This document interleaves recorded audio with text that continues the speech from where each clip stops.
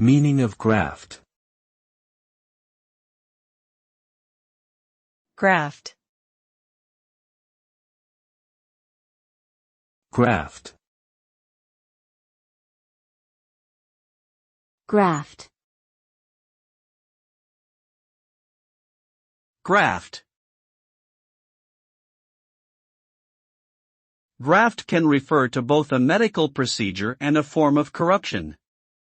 In the medical context, it involves moving tissue from one part of the body to another or from a donor to a recipient in order to repair or replace damaged tissue. When used in a political or economic context, graft refers to the abuse of power for personal gain, often through bribes or kickbacks.